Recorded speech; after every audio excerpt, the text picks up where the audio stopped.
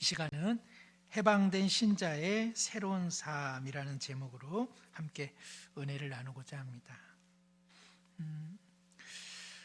이번 주 주일 그 최고 온도가 9도라고 하던데요. 파카를 집어넣지 않으셔야 될 것 같아요. 또 하여튼 그냥 6월달까지 그냥 계속 겨울 잠바를 꼭 준비해 놓으셔가지고 뭐 또 5월달에 눈이 올는지 누가 알겠습니까, 그죠? 그래서 만발의 준비를 하셔가지고 호흡기 어려움이 없으시면 좋을 것 같습니다. 그래도 지금 얼마나 그 곳곳에 봄꽃이 활짝 피었는지요, 그렇죠? 개나리꽃, 뭐 벚꽃, 또 진달래, 또 뭐 피었습니까? 목련, 그렇죠? 여러 가지 아름다운 꽃들이 피어 있습니다. 그래서 뭐 멀리 못 가더라도 우리가 사는 이 거리, 우리 마을, 그리고 누군가의 담벼락 하나하나가 아름다운 꽃망울들이 가득해가지고 무슨 축제의 거리인 것 같다, 이런 생각을 하게 됩니다. 뭐 어딘가에다가 꽃을 한번 피운다 하면은 그 예산이 어마어마하지 않겠습니까, 그렇죠? 그런데 정말 하나님께서 이렇게 꽃망울을 한번 튀기 시작하면 세상이 아름다운 화분으로 변하는 것 같습니다. 다시 한번 하나님의 그 신실하신, 그 매년 경험하지만 잊지 않으시고 우리에게 봄을 주시는 하나님의 은혜가 참 놀라운 것 같습니다. 우리 한번 좌우로 인사하실 때 우리 권사님 집사님도 꽃 못지않게 아름답습니다, 이렇게 한번 더. 꽃 못지않게 아름답습니다. 아름답습니다. 아름답습니다. 김주원 권사님은 혼자 저쪽에 있어서 제가 꽃처럼 아름답다고 인사를 드리도록 그렇게 하겠습니다.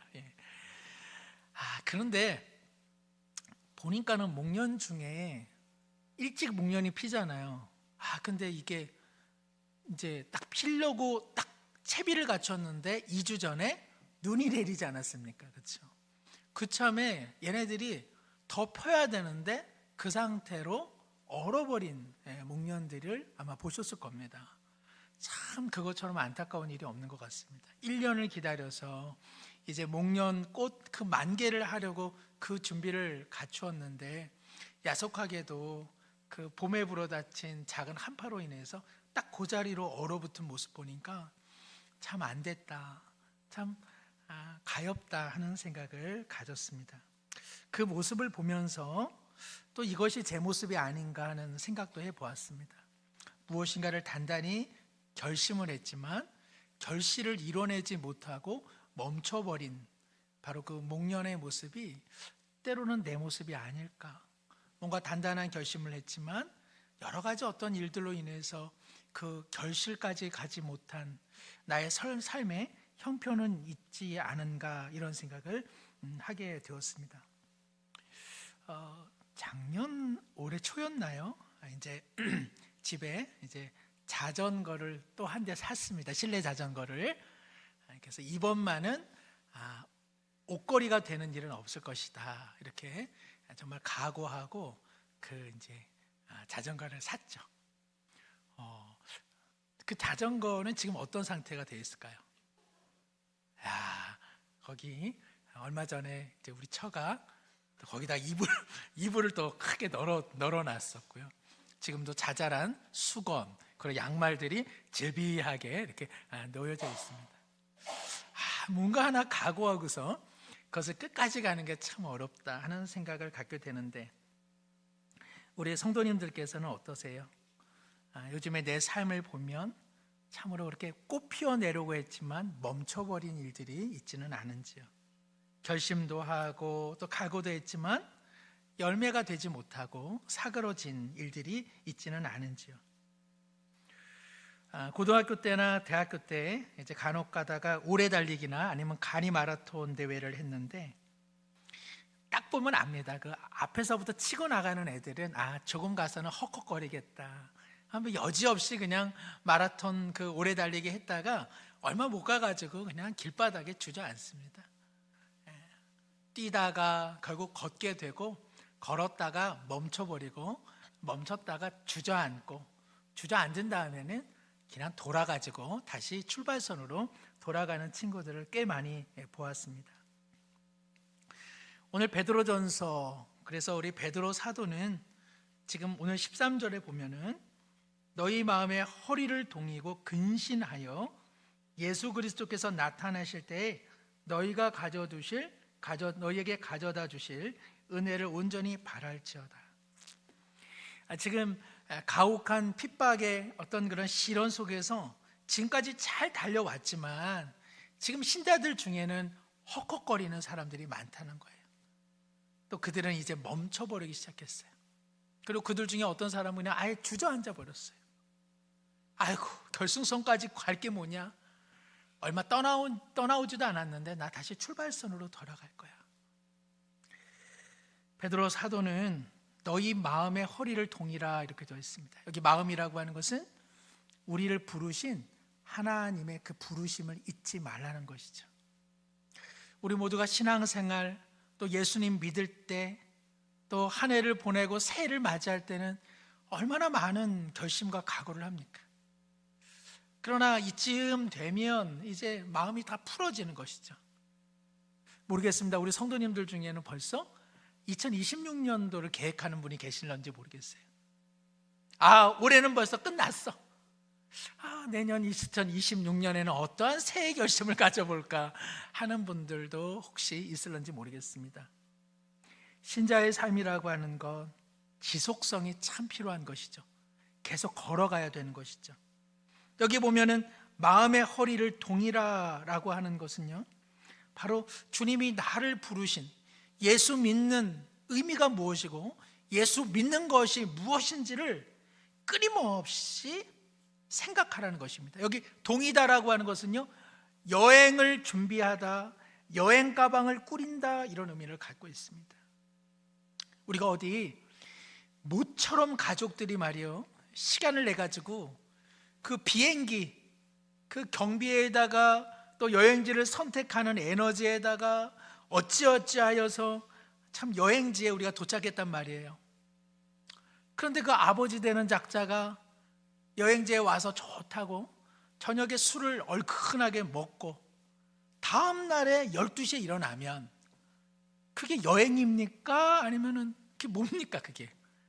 그럴 것 같으면 프랑스 파리에 왜 가요? 그냥 집구석에서 드시고, 그죠? 그냥 그렇게 보내면 되는 거지. 바로 그 이야기를 하고 있는 겁니다. 우리가 예수 안 믿는 사람처럼 살 것 같으면 뭐하러 예수를 믿느냐 이거죠. 우리가 예수를 믿는 사람이면 우리는 항상 순례자의 마음을 갖고 내가 여기에 영원히 거주할 인생 아니다, 언제든 짐 꾸려서 나 움직여야 될 사람이야. 본향을 향한 이 본향 정신을 잊어서는 안 된다는 것입니다.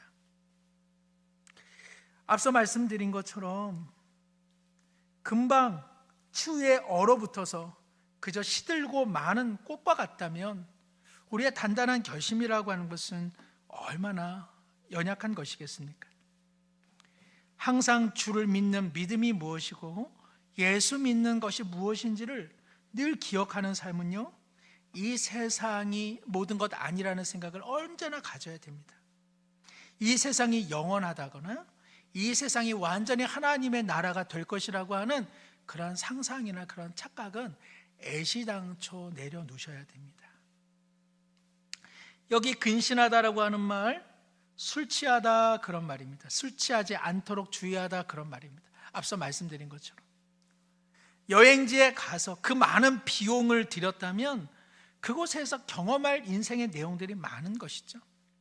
그런데 그냥 그 도시에 가서 술에 취하여 한 날을 보내고 그리고 일주일을 보낸다면 그것이 무슨 의미가 있겠습니까? 예수를 믿는다라고 하는 것은 세상의 술에 취하지 않는 것이죠. 세상이 달콤하게 유혹하는 것들로부터 우리의 마음을 자꾸 내려놓는 일이라고 할 수 있습니다.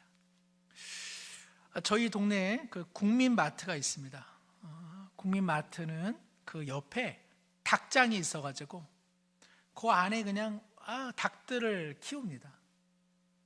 근데 그 닭 모이를 누가 먹냐 하면은 참새들이 맨날 같이 먹습니다. 그래서 그 국민마트 옆에 보면 닭장에 참새가 한 20마리가 항상 그 모이를 같이 먹습니다. 그 참새를 늘 부러운 듯 바라보고 있는 애들이 있으니 걔네들이 누구냐? 그 비둘기입니다. 비둘기들도 어떻게 하든지 몸을 작게 만들어 가지고 그 닭장 안에 들어가서 그 모이를 먹었으면 하는 게, 제가 이게 그 비둘기가 구구구구구 하는데 제가 그게 들려요. 그게 통역이 되더라고요. 들어가고 싶은데 구구구구. 그 닭들은요, 그 비둘기가 얼마나 부럽겠습니까? 나는 나가고 싶어. 근데 이 비둘기들은 아이고 나도 참새가 되어가지고 들어가면 좋겠다 해가지고 그냥 거기에 그냥 늑달같이 달라붙어 있습니다. 취해버리는 것이죠. 그 갇혀있음이 무엇인지를 몰라서, 얽어매고 있는 것이 무엇인지 몰라서 그저 모이 먹는 것에 취해 있는 모습들. 우리가 주님 앞에 예배를 드린다, 우리 권사님 기도에 대해서도 오늘 참 대표기도 시간에 말씀해 주셨지만, 이런 모든 것들이 우리의 정체성을 다시 한번 깨우치는 것이죠. 기도함을 통하여서 내가 의지하는 분은 하나님이시다. 예배를 드림을 통하여 나는 지금 천국을 향해 가는 인생이다. 우리에게 이러한 자각이 늘 있기를 간절히 소망합니다.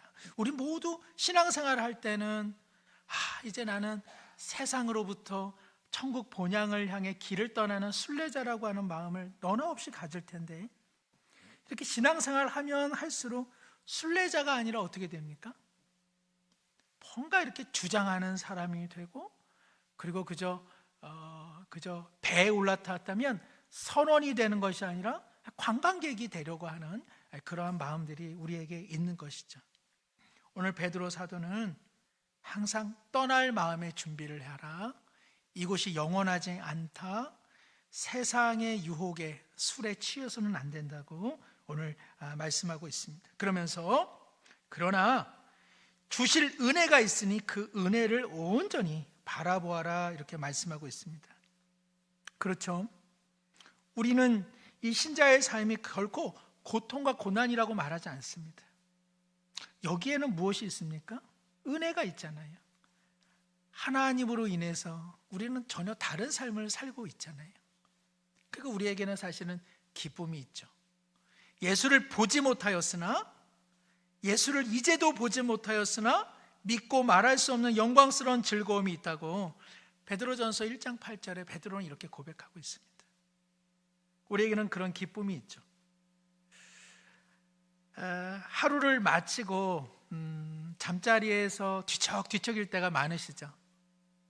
오늘 한 달도 내가 좀 잘못 살았다라고 하는 자기 자책도 있고, 또 한편으로는 아이고 그 사람만 만나면 그냥 속을 뒤집어놔 아주 그냥 그런 사람도 있고, 그 사람 잘못인지 내 잘못인지 분간 안 가는데 마음은 속상한 일들이 있어서 우리의 참으로 이 밤잠을 설치게 하는 일이 참 많습니다.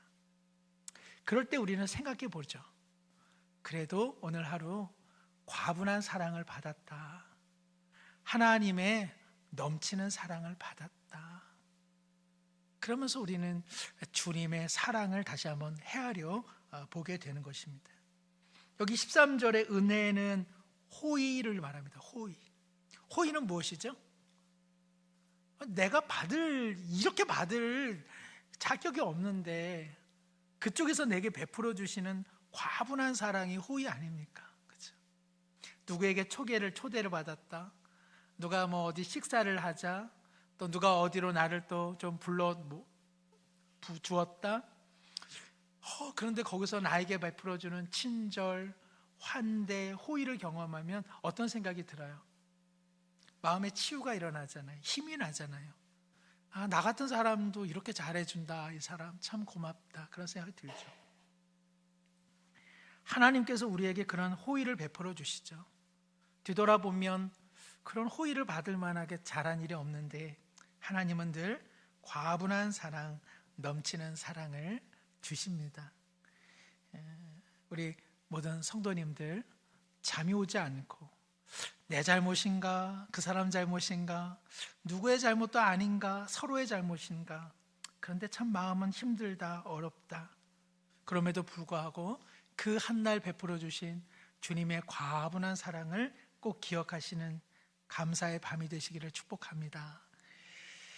14절에 보니까 너희가 순종하는 자식처럼 이제는 순종하는 자식이 되어서 전에 알지 못한 때에 따르던 너희 사욕을 본받아서는 안 된다라고 말씀하고 있습니다. 그러면서 또 이 구절이 18절에 보면 너희가 알거니와 너희 조상이 물려준 헛된 행실이라고 또 다르게 표현되고 있습니다. 예수 믿기 우리 전에 삶을 하나로 요약하자고 하면 사욕이죠. 사사롭고 개인적인 욕망, 욕심들이 우리 삶의 중심을 이루지 않았습니까? 다 나 좋은 거, 내 위주, 그리고 내게 가장 좋은 것만 생각했던 그런 마음 아닙니까? 제가 우리 수요 예배나 금요 기도회 때는 우리 목회자분들과 함께 이제 김밥을 자주 먹습니다. 김밥을 이제 또 조금 먹다 보니까 조금 질려가지고 제가 이제 참치김밥을 조금 제가 요청을 드렸어요. 그랬더니 참치김밥을 한 4-5번을 먹으니까요, 질릴까요, 안 질릴까요? 감사함으로 먹으면 질릴 것이 없나니.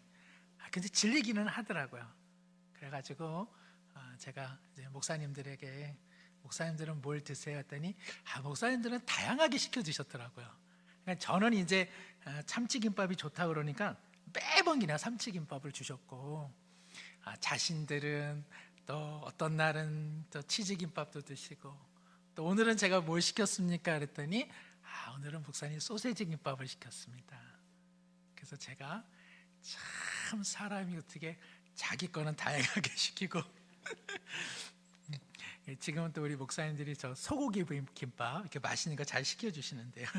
무슨 말씀하다가 우리의 지난 삶이라고 하는 것은 다 자기 중심이죠. 또 자기 마음 몰라주면 그게 또 섭섭한 거고요.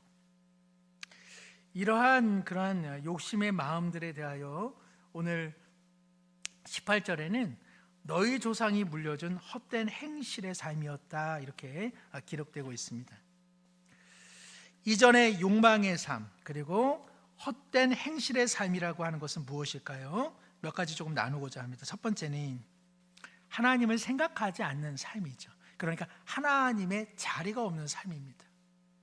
우리 이전의 삶을 돌이켜보면 거기 하나님의 자리가 있었습니까? 없었습니까? 없었죠. 거기 내 자리만 있었잖아요. 내 위주, 내 생각, 내 사고방식, 내 주장. 마땅히 계셔야 할 마음 중심에 하나님 자리가 없었던 것, 그것이 바로 이전의 우리의 생활의 모습이요, 그리고 헛된 행실의 모습이라고 할 수 있습니다. 한번 생각해 보십시오. 누구를 모셔 그분의 이야기를 듣는다, 강연을 듣는다라고 해놓고서는 정작 그 강연자를 모시는 강단이 없고 자리가 없다면 이 얼마나 우스꽝스러운 일입니까? 그 강연자가 어떻게 생겼는지도 모른다면 그 얼마나 우스꽝스러운 일입니까? 어떤 한 사람을 불러다 놓고 그가 있을 자리가 없고 그가 있을 곳이 없다면 사람들은 아마 이거 참 어리석다, 우리가 지금 무슨 일을 한 겁니까? 라고 이야기하지 않겠습니까? 우리의 삶 전 영역에 주님이 주인 되시는 자리가 있어야 될 줄로 믿습니다. 우리가 예수님을 믿는 믿음뿐만 아니라 우리의 사고방식, 우리의 생각, 그리고 사람들과의 관계, 그리고 미래에 대한 나의 설계, 그 어디라도 예수님의 그리고 하나님의 합당한 자리가 있어야 하는 것이죠. 우리가 예수님을 믿고 오늘도 주님이 내 삶의 중심 되길 원합니다라고 고백은 하지만 그 주님께 우리의 삶의 중심과 자리를 마련해 두지 않는다면 이것은 헛된 행실이요, 그리고 이것은 하나님을 생각하지 않는 우리 욕망의 모습일 것입니다. 두 번째, 헛된 행실은 삶의 결산이 있다는 것을 놓치는 때 그렇습니다. 사람은 실은 무수한 평가를 받죠. 사실은 우리 자신도 우리 자신을 향해서 얼마나 많은 평가를 합니까? 오늘 하루 내가 잘 살았다, 내가 이번 주 잘 살았다, 못 살았다, 내가 이번 1년을 내가 잘 살았다, 내년에는 좀 더 잘 살아야지. 누가 뭐라 할 것 없이 우리 스스로는 우리를 향해서 결산하면서 살아가고 있습니다. 학교를 다니고 군대를 가고 직장을 다니고 심지어 가족 안에서도 실은 평가를 하지 않습니까? 물리적이고 숫자적인 평가는 아니라 할지라도 저 사람은 어떤 사람이야, 저 사람은 어떠한 모습을 갖고 있어, 평가와 가치를 내리는 것, 그것이 인생이라면 우리 주님께서도 우리의 삶에 대하여 결산하고 있다는 생각을 우리는 꼭 기억할 필요가 있습니다. 헛된 행실을 일삼는 까닭은 무엇일까요? 하나님께서 내 인생을 결산한다는 것을 잊을 때 우리는 허망한 삶을 살게 되는 것이죠. 마태복음 25장 19절, 오랜 후에 그 종들의 주인이 돌아와 그들과 결산하더라. 무슨 내용이죠? 달란트 받은 자의 비유 이야기 아닙니까? 그렇죠? 1달란트, 2달란트, 5달란트를 준 주인이 결산하는 때가 있어 그 종을 불러 내가 너에게 1달란트를 주었는데 너는 무엇을 했느냐? 내가 너에게 2달란트를 주었는데 너의 결산은 무엇이냐? 내가 너에게 5달란트를 주었는데 그것을 가지고 무엇을 했느냐? 우리 주님께서는 하나님의 나라에도 결산이 있다고 말씀하고 계십니다.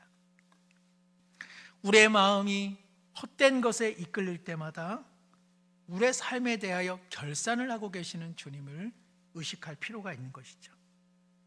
세 번째는 헛된 행실을 버리지 못하는 까닭은 지난날의 삶의 전통은 괜찮다라고 하는 은연중에 생각을 갖고 있기 때문에 그렇습니다. 오늘 18절에 보면은 너희가 알거니와 너희 조상이 물려준 헛된 행실에서 대속함을 받았다라고 성경은 이야기하고 있습니다. 여기 물론 너희 조상이 물려준 헛된 행실이라고 하는 것은 율법이 지향하는 그런 의미는 놓쳐버리고 율법주의, 형식주의, 그리고 이런 외식의 어떤 그런 전통과 구습에 찌들어 실제로 하나님을 경외하지 못했던 그 모든 삶의 내용들에 대해서 이야기하는 것이죠. 우리 한국 교회에 대하여 독일에서 오랫동안 루터교 목회자로 신학자로 있다가 또 한국의 루터교회에서 지금 그 교수 사역을 하고 있는 그런 선교사님이 계십니다. 그분은 한국 교회는 유교 기독교인이 유교 기독교다라고 말할 정도입니다. 그러니까는 그 독일의 개신교적 입장에서 보면 한국 교회 안에는 유교적 풍습이 너무 많다는 것이죠. 우리 한국 교회 신자들은 어떻습니까?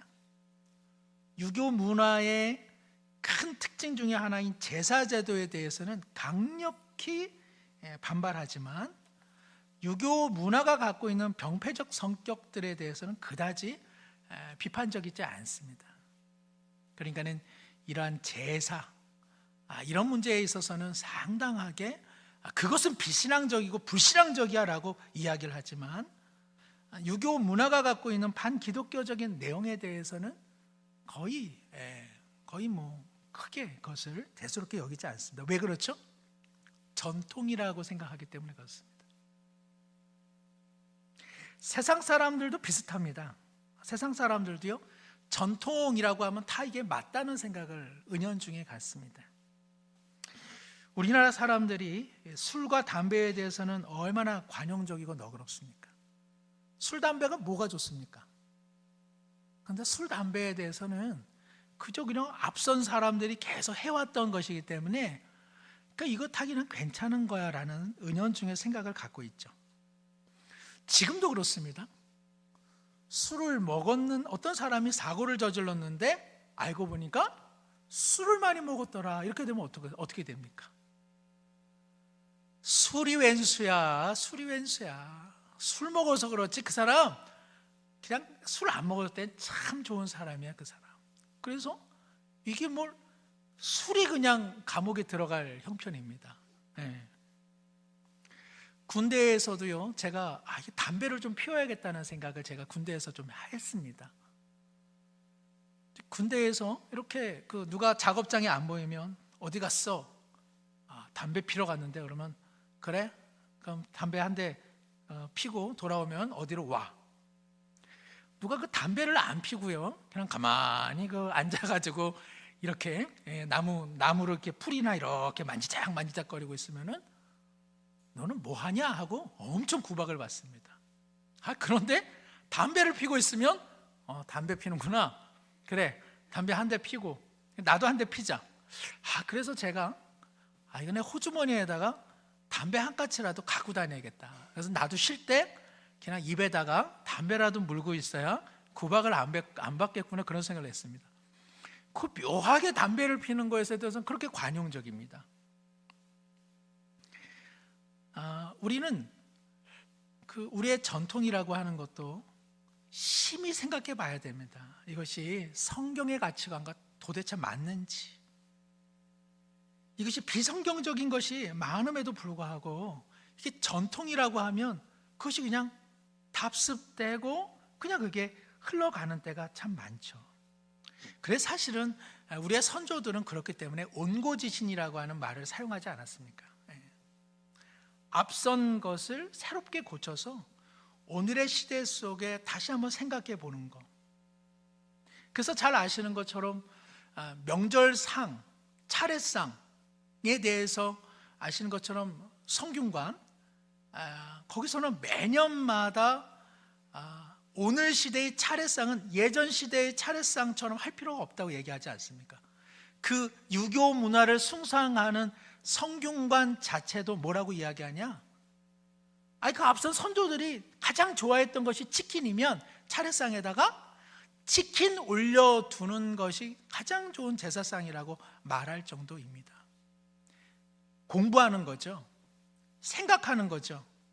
앞선 시대가 취했던 그 의미를 오늘 시대에 그러면 어떻게 해석해서 우리의 삶에 적용할 것인가? 전통을 그저 답습하지 않고 오늘 시대에 재해석하는 노력들, 이런 것들은 참 중요한 맥락을 가지고 있습니다. 우리가 속한 그 교파는 합동이지만 합동보다 더 큰 것은 개혁주의입니다. 개혁주의란 무엇이냐? 어떤 것도 고정되어 있지 않고 어떤 것도 옳지 않다. 성경을 통해 계속 개혁되고 성경을 통해서 계속 비판하고 그리고 그 시대에 맞는 하나님의 정신을 추구해 가는 것, 이것이 바로 칼빈의 개혁주의입니다. 그런데 우리는 이 근본주의가 되고 말았습니다. 그냥 예전에 뭐가 하나 좋았어 라고 하면 그냥 쭉 가는 거죠. 우리가 속한 가르침은 근본주의에 있지 않습니다. 개혁주의. 하나님의 말씀, 성경의 내용만이 잣대가 되어 끊임없이 그 척도로 오늘 우리는 바르게 성경적으로 접근해 가고 있는지를 끊임없이 추적하고 그리고 평가하는 것. 이것이야말로 전통이, 올바른 전통이 계속 이어지고 그리고 부족한 전통들은 새롭게 탈바꿈하는 내용이라고 할 수 있습니다. 일례로 성경에서도 그렇습니다. 성경에는요, 안식일, 그 10계명 중에 네 번째 계명에 속하는 안식일의 그 의미를 시대마다 새롭게 해석을 합니다. 그래서 창세기에서 비롯된 그 안식일의 정신은 창조와 쉼에 대한 내용입니다. 그러나 출애굽기의 맥락에서 보자면 그 히브리 민족이 애굽에서 속박을 당했기 때문에 안식일을 지키는 것은 다만 창조와 쉼이 아니라 해방과 구원의 의미를 담고 있습니다. 그런데 이 안식일의 개념이 신약에 와서는 예수님이 부활하신 그 부활의 자리를 내주었죠. 그래서 우리는 안식일을 지키지 않습니다. 왜 우리는 토요일을 안식일로 지키지 않습니까? 구약의 그 위대한 전통을 왜 지금 우리는 그것을 지키지 않죠? 예수 그리스도의 부활이 바로 안식일이 지향했던 창조와 쉼과 구원과 해방의 총체적인 결과물이기 때문에 그렇습니다. 성경도 끊임없이 시대 속에서 그 말씀을 재해석해서 그 시대 속에 적용하고 있다는 사실을 기억한다면 우리의 신앙, 또 우리의 믿는 바를 성경의 잣대가 되어서 끊임없이 생각을 해야 됩니다. 외람된 말이지만 우리 한국교회는 어느 순간 이 반지성주의, 생각하는 것을 거의 잃어버렸습니다. 고찰하고 고민하고 그리고 깊이 탐구하고 이런 것들을 다 놓쳐버렸습니다. 그래서 그냥 무아지경 같은 신앙, 그냥 무슨 이렇게 뭔가 막 들떠서 막 중언부언하고 같은 말하고 상투적인 말하고 종교적인 말하는 것들로 그냥 그것이 신앙의 전부가 되고 말았습니다. 주님의 뜻이 무엇인가? 예수님을 믿는 것이 무엇인가? 지금 시대에 예수님을 믿는 것이 무엇인가? 이 시대의 도전 속에서 교회가 또 신자가 살아가야 될 내용들은 무엇인가? 이러한 것들은 다 어디로 사라져버리고 그냥 어디서부턴가 시작되었던 100여 년 전, 50년 전 어떤 것이 그냥 고착화돼서 그냥 그것이 그냥 끝까지 가지고 가는 것, 그것이 신앙의 내용이 되고만 그러한 현실 속에 있습니다. 오늘 베드로 사도가 그것을 경고하고 있습니다. 너희 조상이 물려준 것이라 다 좋은 것이 아니다. 거기에는 헛된 것이 있다. 헛되는 것이 있다. 그 헛된 것이 하나님의 영광을 가리웠고 그 헛된 것이 너희들에게 속박이 되었는데 오늘 주님께서는 그것을 대속하셨다 이렇게 되어 있습니다. 여기 대속하다라고 하는 것은요, 누군가를 해방하기 위하여 그 값을 대신 지불하는 것입니다. 죄라고 하는 것, 헛된 것은 우리를 속박하죠. 우리를 올가맵니다. 그렇죠? 우리가 감옥에 있을 때는 우리가 감옥 안에 있는 걸 잘 모르죠. 감옥 밖에 나와 봐야 우리가 감옥 속에 있었구나라는 것을 깨닫게 됩니다. 사랑하는 우리 성도님들께서 신앙생활을 해보시니까 어떠세요? 지난 삶이 감옥 안에 있었구나. 무슨 감옥 안에 우리 다 살았습니까? 죽음이 왕노릇하고 죄가 왕노릇하고 그리고 그 사단이 우리를 정죄하는 그 감옥 안에 우리 모두 살았던 것 아니겠습니까? 물질이 전부고 명예가 전부고 다른 사람처럼 살지 않으면 실패한 인생, 바로 그것이 바로 우리의 감옥과 같은 인생 아니었습니까? 오늘 예수님께서는 대속의 은혜를 우리 가운데 베풀어 주셨습니다. 제가 제자 훈련하면서 우리 훈련생분들에게 예수님 믿지 않았으면 지금 어떠한 삶을 살아가고 계실 것 같아요? 라고 질문을 했더니 또 어떤 분은 자기는 성공의 사다리를 향해서 끊임없이 오르는 삶을 살았을 것이다. 하여튼 나는 남보다 더 잘 살고 남보다 더 행복하게 살기 위해서 끊임없이 경쟁하면서 그 사닥다리의 위를 향하여 사는 삶을 살았을 것 같다라고 이야기를 합니다. 어떤 분은 인생의 재미를 쫓으면서 살았을 것 같다. 이 세상이 전부니까, 다음 세상은 없으니까 그저 우리 가족의 재미, 내 인생의 재미, 이것만을 추구하며 살았을 것 같다 이렇게 이야기를 합니다. 그러면서 하는 말, 그렇게 살아가는 친구분들, 그렇게 살아가는 이웃들을 볼 때 그럼 지금 부러운 마음이 들어요? 어떤 마음이 들어요? 하고 질문했더니 안타깝죠. 안타깝죠. 만날 때마다 그거보다 더 더 부요한 인생의 복이 있는데 예수님을 전하는데 참 그거 잘 이렇게 받아들여지지 않아서 늘 안타까워요. 그 말씀들을 합니다. 우리의 지난 삶을 부러워하는 분들 아무도 없을 겁니다. 감옥 안에서 치킨 먹고 감옥 안에서 불고기 먹은 거, 그건 뭐 대단한 것이겠습니까? 감옥 안에서 멋진 옷을 입었다, 감옥 안에서 큰 저기 뭐 감옥인데 52평에 산다, 어때 행복하셔요? 네? 감옥인 거잖아요. 죽음, 저주, 멸망, 절망, 주님과 무관한 그 삶, 바로 그 삶에서 오늘 예수님께서는 대속 그리스도의 19절 흠없고 점없는 어린 양의 보배로운 피로 우리의 삶의 자유가 일어나게 된 것입니다. 우리 예수님께서는 은과 금으로, 오늘 18절에 보니까 하나님께서는 은과 금으로 우리를 대속한 것이 아니라 그리스도의 보배로운 피로 우리를 대속했다, 이렇게 되어 있습니다. 우리의 몸이 갇혀져 있다면 우리 성도님들께서는 자신의 몸값이 한 얼마라 생각하세요? 내가 어디 감옥에 수감되어 있다, 그리고 누군가가 나를 꺼내기 위해서는 내 몸값을 지불한다라고 하면은 우리 스스로에게 자신을 한 얼마로 평가하시겠어요? 한 1,000만 원? 너무 싸죠? 1억? 10억? 우리가 만일 몸이 갇혀 있었다면 하나님께서 금이나 은을 지불해서 우리를 빼내셨을 겁니다.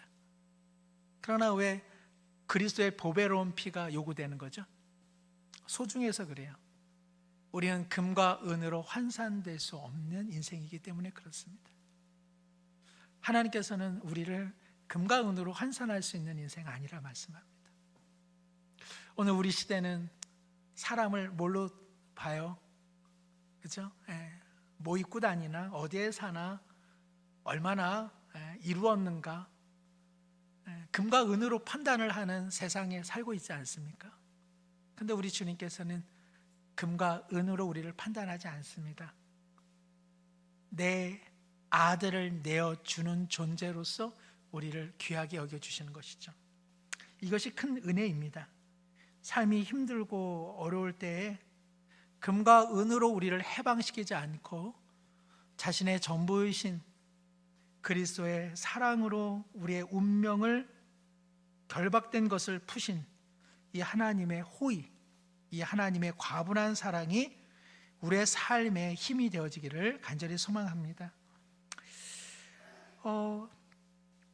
21절에 보시면은 너희는 그를 죽은 자 가운데서 살리시고 영광을 주신 하나님을 그리스도로 말미암아 믿는 자가 되었으니 이제 우리의 믿음과 소망은 오직 하나님께 있는 존재가 되었다라고 말씀하면서 이제 마지막으로 22절 이렇게 기록되어 있습니다. 우리 한번 22절 읽겠습니다. 너희가 진리를 순종함으로 너희 영혼을 깨끗하게 하여 거짓 없이 형제를 사랑하게 이르렀으니 마음으로 뜨겁게 서로 사랑하라. 아멘. 죽음과 절망과 그리고 헛된 행실과 그리고 욕망의 감옥으로부터 그리스도의 보배로운 피로 해방된 신자의 삶은 어디를 향하느냐? 진리에 순종하는 것이고, 그리고 그의 영혼을 이제는 깨끗하게 하는 경건의 삶을 사는 것이되, 그 마지막 방향성은 어디를 향합니까? 형제를 마음으로 뜨겁게 사랑하는 것이어야 한다라고 오늘 성경은 말씀하고 있습니다. 신자의 거룩성과 경건성은 하나님의 말씀에 순종하고 영혼을 깨끗하게 하는 것이며, 그러나 넘어서서 다른 이들을 사랑하는 데까지 반드시 나가야 하는 것이죠. 하나님을 의지하고 하나님을 따른다고 하면서 뜨거운 사랑이 없다면, 그래서 냉소적이고 차갑고 냉랭하다면 실제로는 경건한 신자의 모습이라고 할 수 없습니다. 우리는 경건한 신자라고 하면은 차분하게 말씀을 읽고 고요하게 기도하고 그런 냉철하고 절제하고 이런 그 차가움에 관련한 이미지를 갖는 경우가 종종 있습니다. 그러나 오늘 성경은 말씀합니다. 물론 여기 뜨겁다라고 하는 것이 뭐가 티가 나서 유별나게 그렇게 사랑 부르며 지내라 그런 뜻은 아닐 겁니다. 그러나 그 마음에 다른 이들을 향한 온기가 있는 것이죠. 다른 이들을 향한 주님의 마음이 있는 것이죠. 그러니까는 내가 주님의 마음에 잇대어 사는가 하는 가장 중요한 시금석은 나보다 못한 사람에 대한 사랑의 마음이 있는가, 나와는 맞지 않는 사람에 대한 사랑의 마음을 거두지 않으려고 하는 노력이 있는가. 언제나 사랑이 시금석이 되는 것입니다. 예수님을 믿으면서도 냉소적이고 냉랭하고 무정하다면 그것은 실은 예수님의 사랑을 깊이 경험하지 못하는 현실에 있다고 해도 과언은 아닐 것입니다. 갈매기에게 나는 법을 가르쳐준 고양이라고 하는 동화가 있습니다. 어느 날 어미 갈매기가 이 기름 덩어리에 완전히 뒤집어 써가지고 이제 날지를 못해요. 근데 이제 새끼 한 마리가 있어요. 그 새끼를 어디에다 맡길 사람이 없어요. 그래가지고 고양이에게 맡깁니다. 네, 우리 새끼 고양이 이제 이 어미가 돌볼 수 없는데 당신들이 이 고양이를 꼭 보살펴 주기를 바랍니다. 고양이들이 3, 4, 5 모여가지고 그 어린 갈매기를 자신들의 새끼처럼 품어주고 안아줍니다. 그런데 이제는 나이가 되어서 이 어린 갈매기가 이제는 자신의 본 바다로 돌아가야 되는데 날개짓을 못해요. 고양이들이 뛰기는 해도 날 수 있습니까? 없습니까? 못 날잖아요. 그래도 열심히 가르쳐 줍니다. 나는 것에 대해서. 근데 고양이들이 번번이 실패를 하죠. 근데 사실은 이 고양이들은요, 사람하고 말을 할 수가 있어요. 그러나 고양이들은 철칙이 있었습니다. 사람과 말을 하게 되면 사람들이 이제는 고양이를 별스럽게 여겨 그 고양이들을 다 사냥할 것이고 포박할 것이다. 그러므로 어떠한 고양이도 인간의 말로 대화해서는 안 된다. 이것이 그들의 철칙이었습니다. 그러나 이 어린 갈매기가 날게 하기 위해서는 사람의 도움이 필요하다는 생각을 갖게 된 것이죠. 그래서 그 고양이의 우두머리가 자신들이 가지고 있었던 인간과는 인간의 언어로 대화하지 않는다라고 하는 철칙을 깹니다. 그리고 그 주변에 사는 한 사람에게 다가가서 말을 합니다. 우리 사는 곳에 어린 갈매기가 있는데 이 갈매기가 날지를 못하여 그에게 갈매기 나는 법을 가르쳐 줄 사람은 당신뿐인 것 같습니다. 그리고 이 사람이 그 갈매기에게 나는 법을 가르쳐 주더라는 것이죠. 이 동화를 통해서 작가는 사랑이란 무엇이냐, 그것은 때때로 타자의 공경과 타자의 아픔 때문에 내가 갖고 있는 철칙조차도 내려놓을 수 있는 그 마음, 그것이야말로 진정한 사랑이 아닌가 그렇게 이야기합니다. 우리 예수님이 그런 분 아니십니까? 눈부신 빛이시지만 우리에게 오실 때에는 자신의 광명한 빛을 감추셔서 우리가 볼 수 있는 인간의 몸으로 오시지 않으셨습니까? 진리의 예리함이라고 따져보면 예수님만큼 진리의 예리한 칼날을 갖고 계신 분이 누가 있습니까? 그분의 불꽃 같은 그 광염 앞에 우리 중에 누가 설 수 있는 사람이 누가 있습니까? 그러나 예수님께서는 그 예리한 칼을 우리를 고치는 메스로 사용하여 우리는 치유되고 회복되지 않았습니까? 신앙은 그런 것이죠. 신앙은 그리스도의 보배로운 피로 대속함을 받은 자가 이 땅이 영원한 곳 아니라 본향을 향하여 길을 떠나면서도 나처럼 살지 못하는 자들을 정죄하는 것이 아니라 그들에게도 하나님의 사랑이 임하기를 너그럽고 안아주는 마음으로 뜨겁게 사랑하는 이 마음, 이것이야말로 해방된 신자의 삶이 아니겠습니까? 우리 모두 금과 은으로 얼룩진 이 세상 속에서도 우리의 본향은 저 하늘에 있음을 깨달아 헛된 행실을 벗어던지고 주의 말씀에 순종하되 또한 뜨겁게 사랑하는 이 복된 마음 주님 가득 넘쳐나게 하여 주옵소서. 이 한마음으로 또 살아가는 우리 모두 되기를 축복합니다. 우리 한번 주신 말씀 기억하면서 함께 기도하겠습니다.